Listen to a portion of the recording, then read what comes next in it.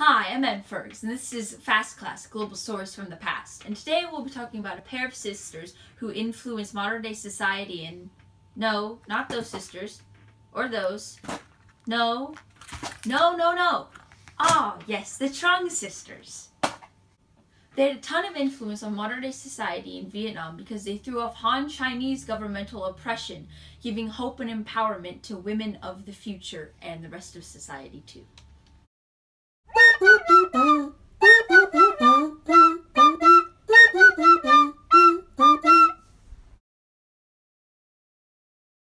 Trung Trak and the younger sister Trung Nhi were thick as thieves raised together in a military family.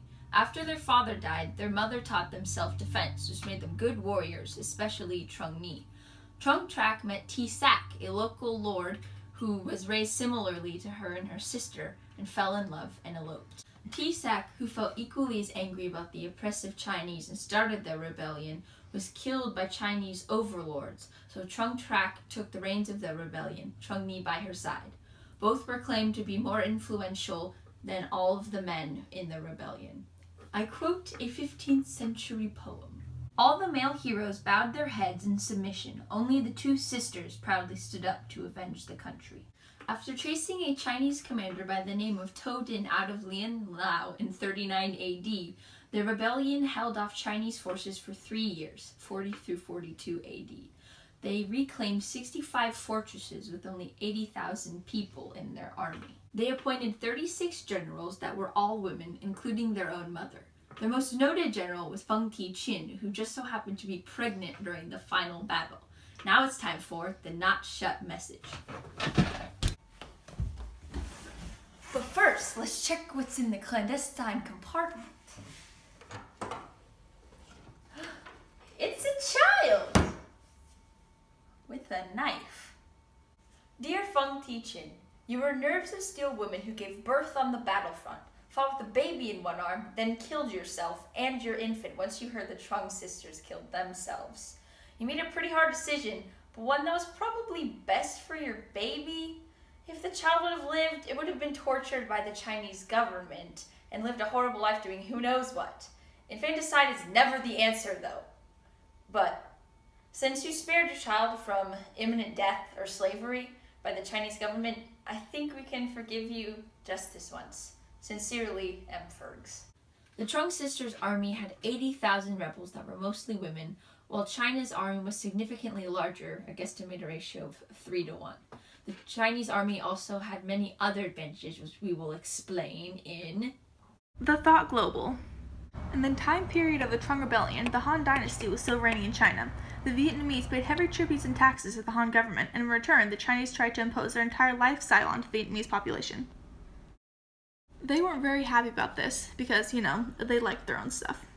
Chinese culture, educational systems, literature, politics, and a foreign administrative system were some of the many elements the Chinese wanted to lasso the Vietnamese into. The Trung Sisters revolted against the severely oppressive Han rule and were successful in throwing off the first Chinese domination of Vietnam, becoming the Queens of Vietnam in 40 AD. What makes the Trung Sisters' success and holding them off even more incredible is the fact that the Chinese had a much larger military. They had a military draft that every man was entered into at the age of 20 and had a year of training before ever going into the battlefield. During times of war, they could increase their numbers greatly, while the Trung Sisters' army was all volunteers, most of which were women who didn't have a ton of fighting experience. Thanks, Thought Global. Loyalty and determination were a large part of what held the Trung army together. When Trung Trak first addressed her army, she stated, "Foremost, I will avenge my country. Second, I will restore the Hung lineage. Third, I will avenge the death of my husband. Lastly, I vow that these goals shall be accomplished."